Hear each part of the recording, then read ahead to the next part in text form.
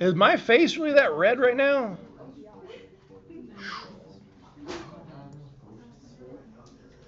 All right. Shh. That's fine. Oh, look at that big old bald spot. Good grief. It weirds me out whenever I see it. Like in my brain, I still have hair.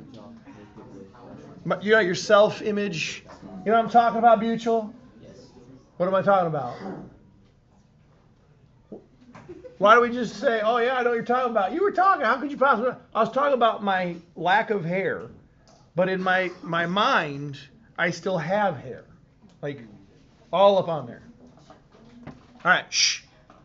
We're going to read through this. You're going to pay attention. You're going to follow along. You're going to participate. Or we're not going to have a good day. What? So what do you think you should do? If you don't have something that you're supposed to come to class with, what do you think you should do? Come to class with it. First of all, come prepared. And then if you don't have it, don't ask the teacher who doesn't have a pencil. I don't have a pencil. What would I need a pencil for? Teachers use pens and markers on the board. Did you guys hear him? He said I don't have a pencil. Do you all have an extra pencil? That's all you got. Hey, all right. Do you have another one though? Yeah. Fantastic. That's what I'm talking about. Helping each other out. Beautiful. Seismic waves, y'all. 6.11 is like several away from where you were yesterday, correct? Yesterday, what was the lesson on? Earthquakes. One of you actually did it. Good. That's excellent. Better than zero. I understand that I have no idea who subbed for me. There's a name here. I don't know who that is. And then on my computer yesterday, I got an email saying that your sub was canceled. So I don't really know who was in here and when they were in here. All I know is I came this morning and my chairs were like all over the place. I think I'm going to have to... My seventh period, my military science class, I think they're going to get a lesson in mass punishment today. Yep. We're going to learn what mass punishment is. All right. Seismic waves. Look at that beautiful waves. Guys, look at that. Look. Up here. Close your computers. Close your computers. Isn't that beautiful? That's gorgeous. That's beautiful. What? Look. I mean, could you imagine being like on a beach towel? Like sunny day, beautiful, overlooking the Pacific or something. Wouldn't that be nice? I think it'd be nice. Our seismic waves. Follow along with me, guys. Here I'm gonna put my spotlight up. You guys like the spotlight when I use that? Yeah. It says, are seismic waves like ocean waves? Yes, in some ways. If it's like it in some waves, or in some ways, what does that also mean? It's not like it in other ways, right? All right, ocean waves travel at the interface between the sea surface and the atmosphere. That means where they come together, where they meet. That's where seismic, or ocean waves are, rather. They have all the features that all waves have. Some seismic waves also travel at an interface. Which ones? Okay. Seismic waves. Read along with me. Seismic waves are the energy from earthquakes. Seismic waves move outward in all directions away from their source. So where do seismic waves come from?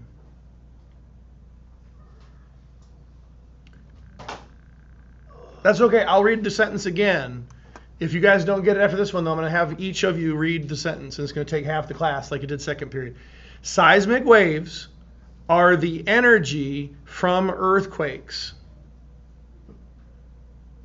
propagating outward from the source. Seismic waves move outward in all directions away from their source.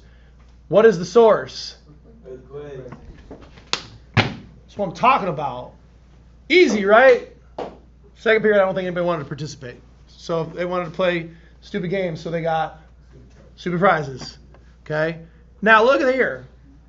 Look here. What does that say a source is? Where stream begins, usually in mountains. Yeah.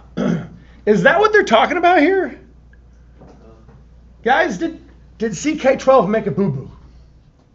Yeah. Yes. So they got the context wrong.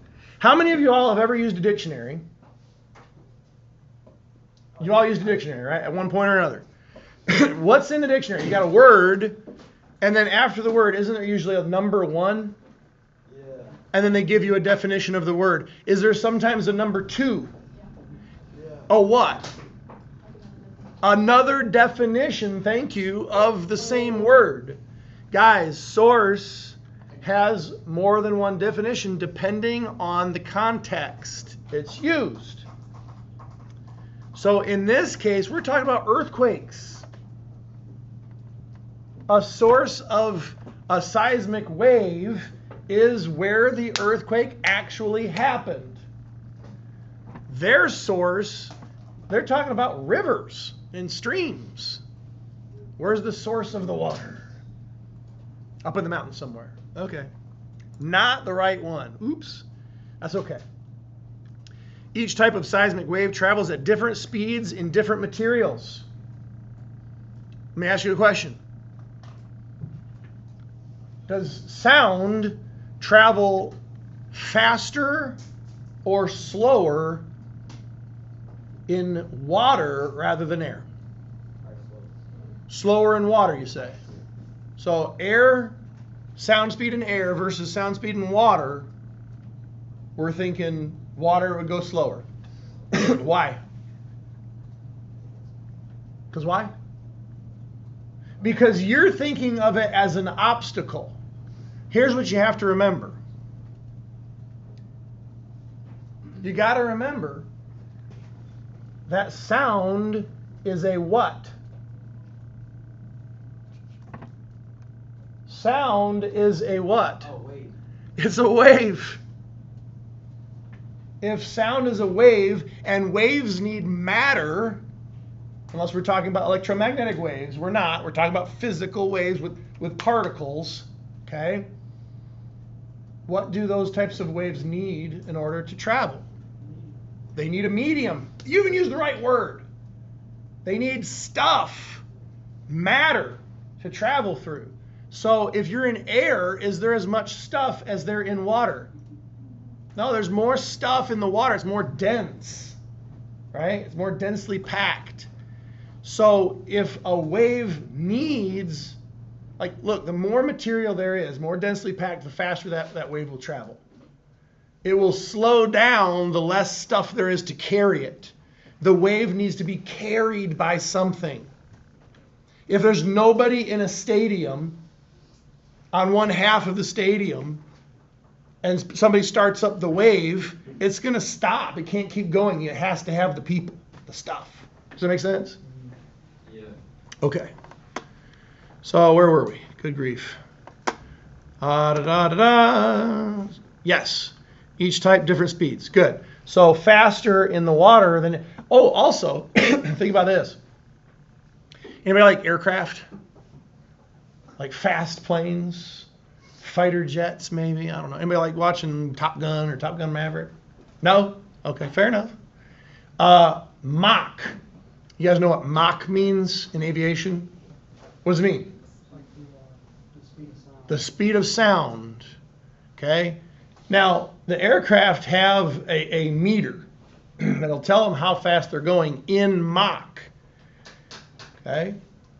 Now, the speed of sound at sea level is, follow along, use your brains here.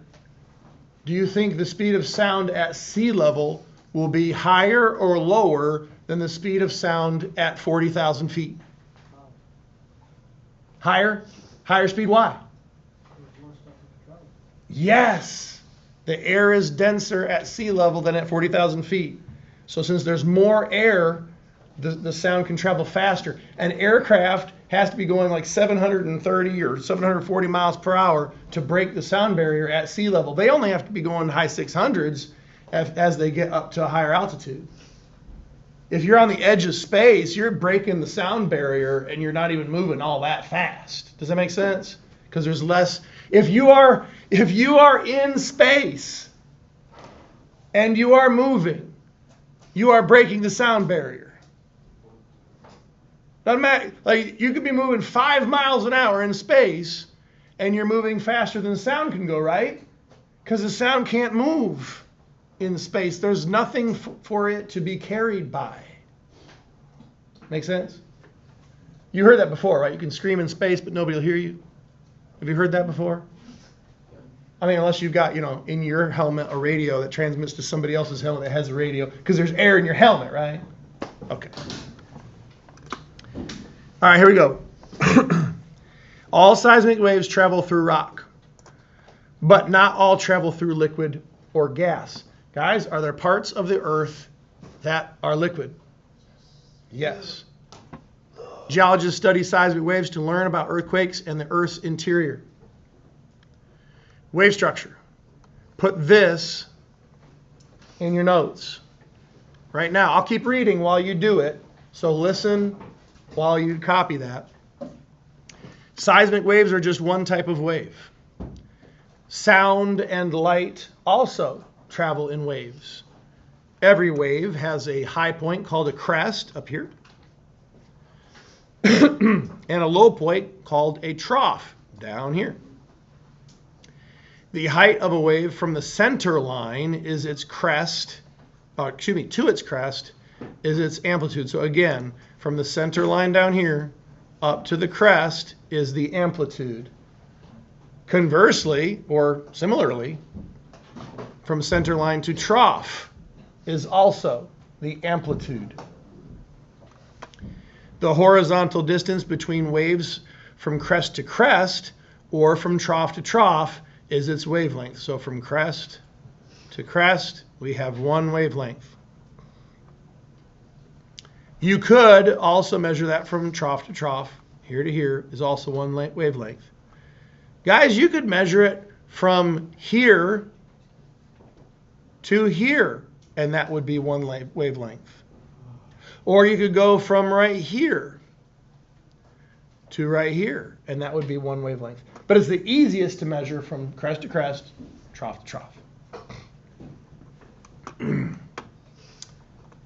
Questions on that? Okay. Make sure that's in your notes. Types of seismic waves. There are two types of seismic waves. Body waves, which travel through Earth's interior, and surface waves, which, as you might imagine, travel at ground level. In an earthquake, body waves are responsible for the sharp jolts. Surface waves are responsible for the rolling motions that do most of the damage. So when I say rolling motions, like this, right? Oh, also like this. The ground can shake side to side, up and down, or get jolted. Body waves. Body waves are also subdivided into two categories, primary waves and secondary waves. Guess which ones get there first? If you got a seismograph a certain distance from where the earthquake happens, where the focus of that earthquake is, which of those two do you think gets to the seismograph first? Primary waves.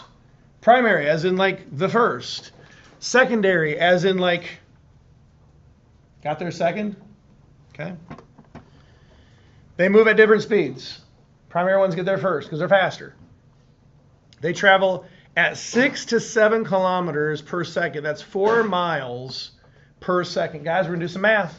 You guys got your calculators ready? I asked for calculators for a reason. We're going to do just, not a ton, guys. I'm not going to kill you with math today. All right.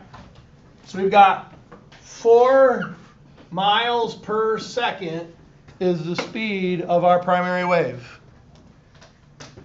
Can we get that in something that makes more sense? What makes more sense to us as far as speed? Miles per hour.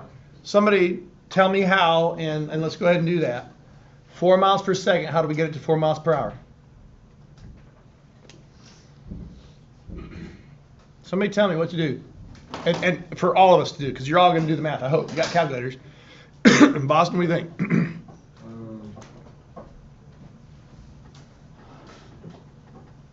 What's the difference between a second, and a minute. There's 60 seconds in a minute, right? So to go from seconds to minutes, we'd have to multiply by what? 60. So take 4 times 60. It's 240. 240 what?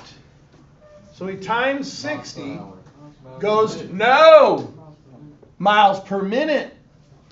So 240 miles per minute. Well, okay, how do we go from minutes to hours?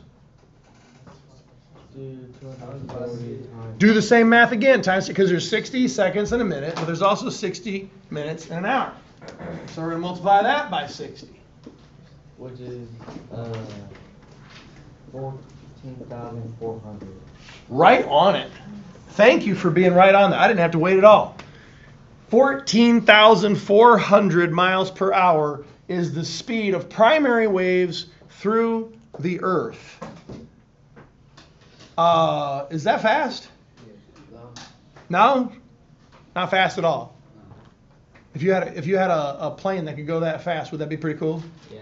That would be really cool. Because it's fast. Yeah.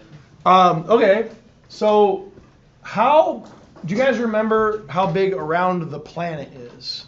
The whole planet. Circumference. It's like a sphere. It is a sphere, but we can think of it two-dimensionally as a circle, right? So I want you to do it right now. Do we remember anything about circle math? And you can put this in your notes if you don't remember it, okay? So if we know the circumference, I'm going to give it to you. You ready? I'm going to give it to you. 24,901.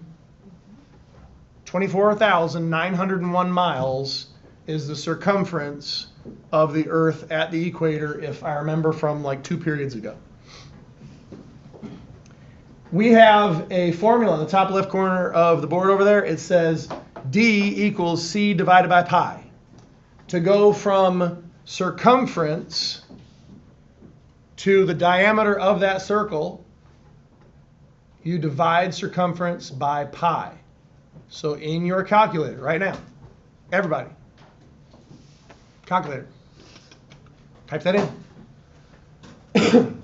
24,901, 24901 divided by, and if you can't find the pi button on your calculator, just put in 3.14. Divide by 24901 divided by 3.14. Yeah. 7,930.25. 7,900.25. Yeah. So 7,900. Okay. That's fine. Miles. And we have a speed of 14,400. Now, I know it's not exact, but isn't that almost half of this as far as the number goes? So think for a second, how much time would it take for a primary seismic wave to go all the way through the Earth? Huh? About 30 minutes. About half an hour is all it would take. Okay? Now, does that mean it would take 30 minutes for someone on the other side of the planet to know that an earthquake happened on the other side? Why not? Internet. Okay. Yeah, they'd probably already hear the story by then. Or somebody could get on the phone and be like, hey, we just had an earthquake. Right? Yes. Wouldn't the seismic wave lose power as it's... Yeah, it'll lose some, but it'll still make it through. If it's a sizable enough earthquake, it'll make it through. Okay, and our seismographs are pretty sensitive. They can pick up. I don't know exactly how small an earthquake can be to still get picked up on the other side of the planet. You could Google that. That'd be an interesting Google, actually. By all means, you can do that later and let us know. All right, so primary waves are fast. That was the whole point of that. They're fast. And they're named that because they're the first waves to get to the seismograph. Cool. P waves squeeze and release rocks as they travel. That's because P also stands for pressure. They're pressure waves or compression waves. All right? So they squeeze and release rocks as they travel. The material returns to its original size and shape after the P wave goes by. For this reason, P waves are not the most damaging earthquake waves P waves travel through solids, liquids, and gases. P waves travel through solids and liquids and gases. Why is that important? Why did I repeat that?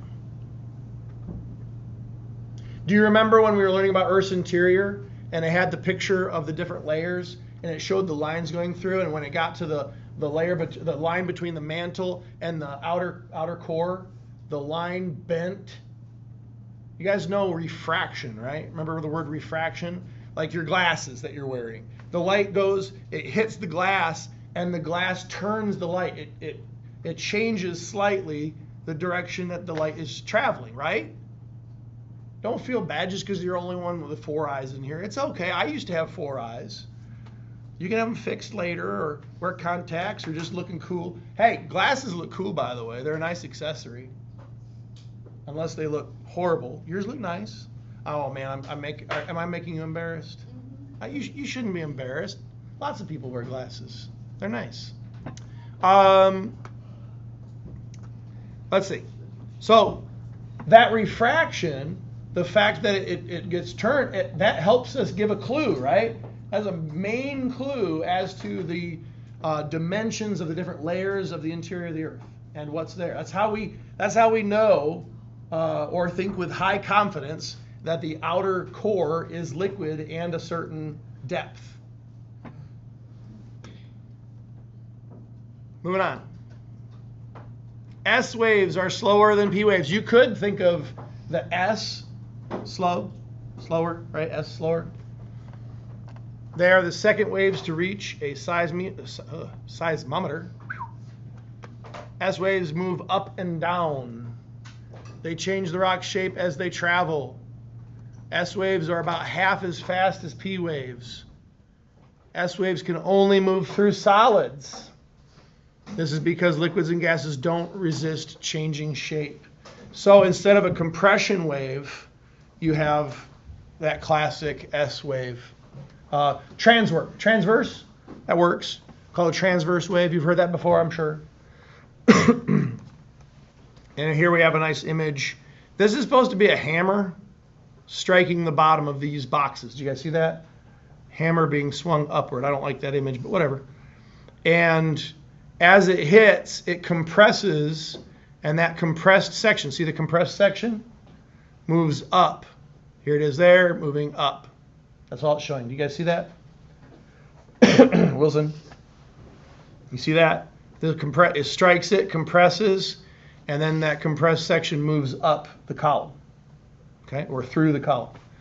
With an S wave, the impact, the strike is on the side, and see how it bulges out right here?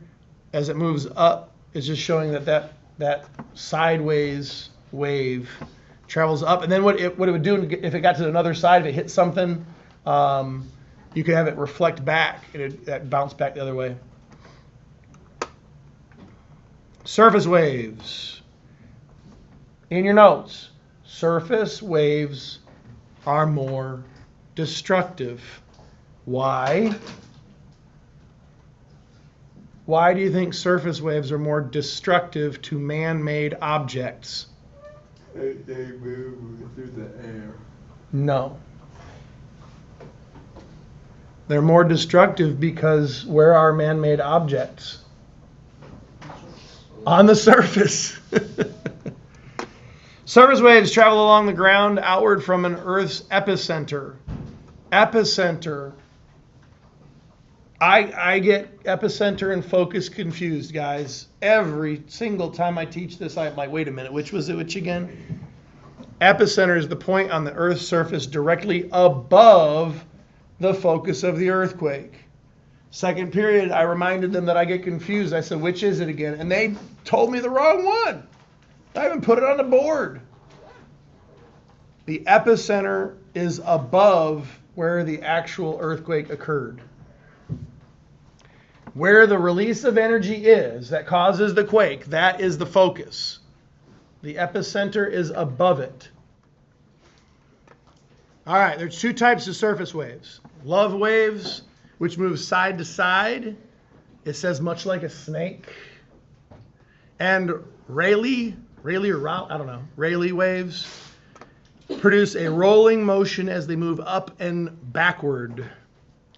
Surface waves cause objects to fall and rise. They also cause objects to sway back and forth. So this way for love waves, and this way for Rayleigh waves. They're named after people, guys. Somebody named Love and somebody named Rayleigh. Yes? Is that like those old nuclear bomb testings where they had them underground? So they would, And then kind of waved out? yeah, so they could see the damage pattern from the nuclear devices. If they were buried, because we do a lot of nuclear testing, well, we used to do a lot of nuclear testing underground. Is that what you're referring to, right?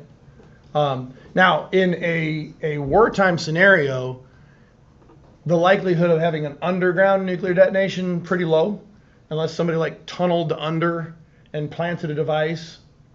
I mean, I guess that's possible.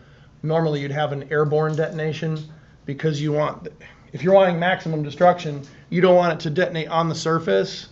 You'd want it to detonate over it, just like we did at Nagasaki and Hiroshima. You have it detonate a mile up, and that you get the damage spread out more. It's kind of nasty to think about, but it's the way it is. These motions cause damage to rigid structures during an earthquake. All right, guys, read the summary. Body waves travel through the body of a planet. Surface waves travel along the surface. Super complicated, right? Polio, is that super complicated? Where do surface waves travel? On the surface, you're absolutely right. There are two types of body waves. P waves travel faster through solids, liquids, and gases. S waves only travel through solids, and they're only about half as fast. Surface waves are the slowest, but they do the most damage in an earthquake. What are you talking about? It says review, draw a set of, we did that. It says compare and contrast P waves and S waves. We talked about the difference. P waves can go through what? P waves can go through what? Everything. Well, it has to be something. They can't go through nothing. They got to have something to move along. And they are faster or slower than S waves? Faster. Describe the motions of surface waves. Can they go like this? Rayleigh waves? Can they go like this? What are those? Love waves. Good. I'm going to play this right after starting your assignment. So let me go ahead and get you guys going, and you can listen to the video as you get started.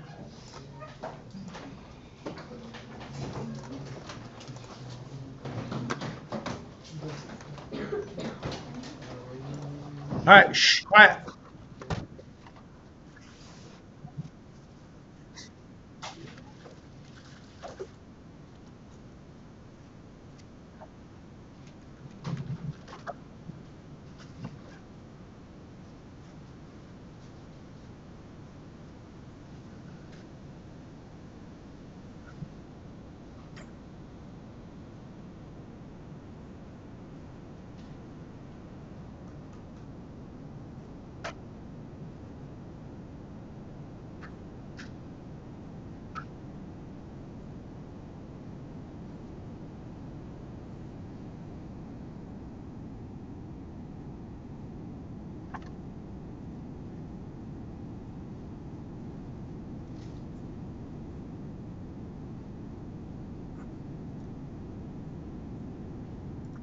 Okay, so let me back that up.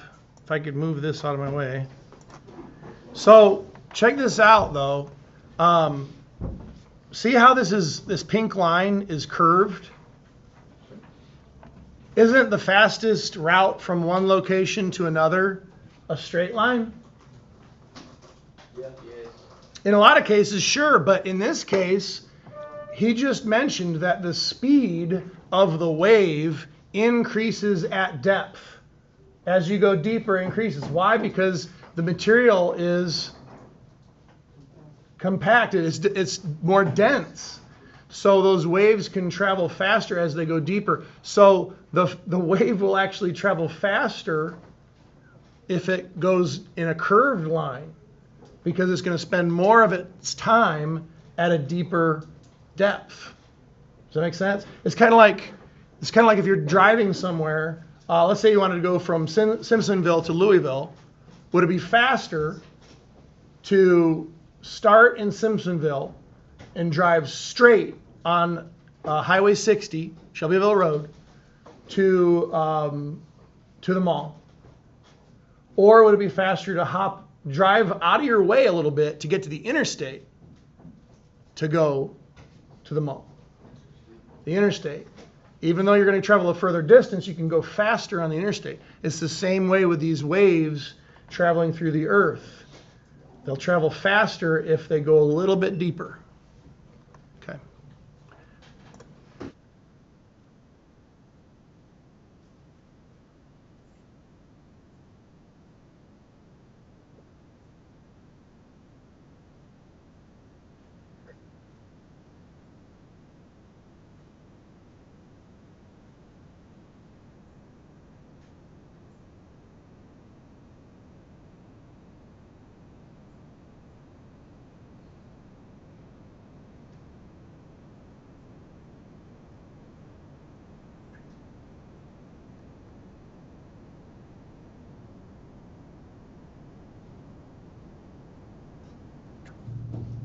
All right. Get those questions. If you run into one that you struggle with, what should you do? Look it up. Look it up in the reading. Go back to the reading. Could you ask a neighbor? I don't mind. Don't ask for the answer, but like, hey, where do I find this? Or what was the context of discussion? Whatever you need. Or you could ask me, I guess. What?